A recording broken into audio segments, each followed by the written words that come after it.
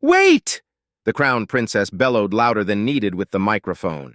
Are you telling me that his weapons, the ones that your soldiers will be equipped with, can kill at over 200 yards, and it closes that distance in the blink of an eye? She asked, her 4 eyes wide in panic as she in her youth forgot all lessons of discretion.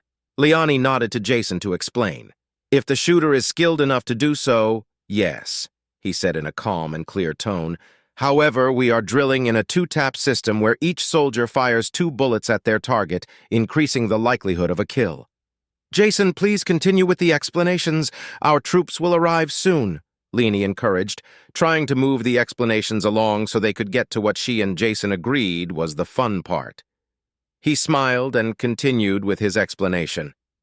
As mentioned, this has an effective range of 546.8 yards and can fire 625 rounds per minute. However, every soldier will only be equipped with 7 boxes of 30 rounds, giving them 210 rounds to use before they need to rearm. He picked up one of the boxes that carried the bullets and loaded it. Aiming at a target behind him, he fired in rapid succession until he fired all 30 rounds. As you can see, I not only hit a target but landed all my shots in a tight group, maximizing the kill potential of the weapon. These skills have already been learned by our 25 recruits. He put the weapon back down on the table after checking if it was safe to do so. Any questions? The few knights that passed out lost the support of others as many in the escort went pale. The newly painted knights in particular seemed to have seen death greet them in person. The Crown Princess gained her composure first and smiled with a giggle. "Oh, sister, you had me," she said with all the arrogance of a princess unaware of Jason.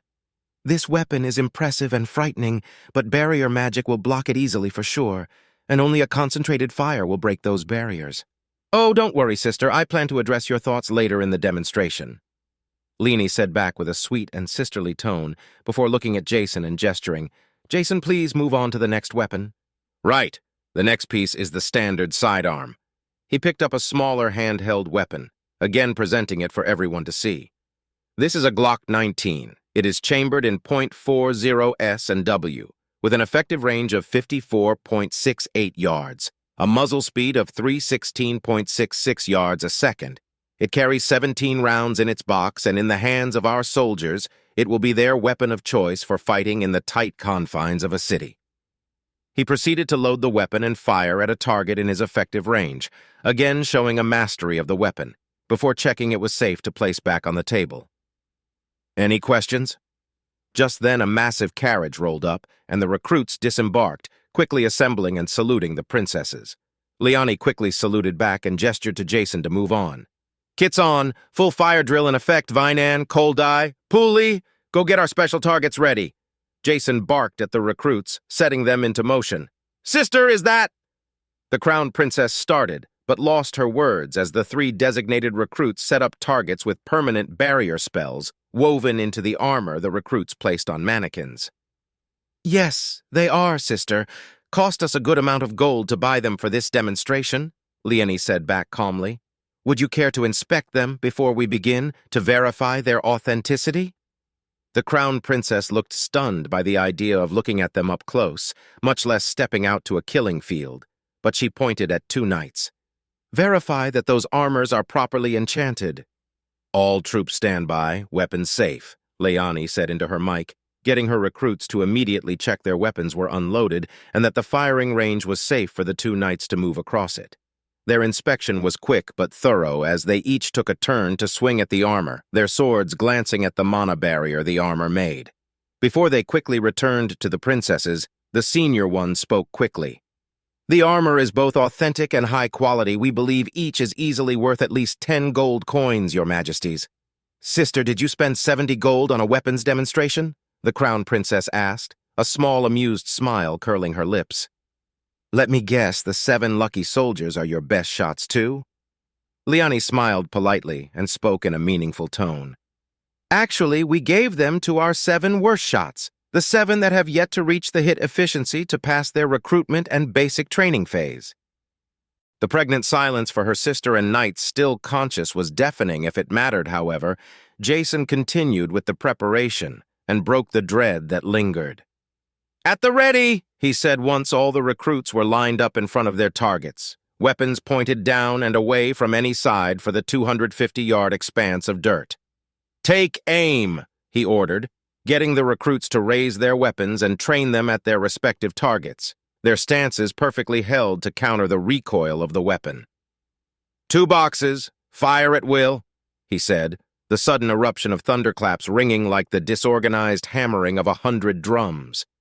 But Leani didn't care, as the look of terror and bated breaths of those watching was priceless. The knights that had faced the recruits in the mock battle began frantically trying to remember how many times they each were hit and where. Those who hadn't been in the mock battle seemed to be divided between fainting and hyperventilating in dread. But her sister's face stole the show for Leani. Her royal training in hiding her emotions shattered as she watched on in horror. Her understandings of warfare and combat uprooted by a force she couldn't combat or control. Her past 30 years of work to be the second princess paling in the truth of what Leani was building. Because of the targets, each one, even those with the enchanted armor, was being ripped apart piece by deafening piece. No metal to stop the bullets, no spell to block the impacts, no nimbleness quick enough to dodge the attack. "Clear weapons, safety's on," Jason ordered after the last round was fired, and each recruit had fired the 60 rounds at their target. Leani smiled politely at her sister, hiding her feelings perfectly as she had become accustomed to the display of devastation her army's weapons bring.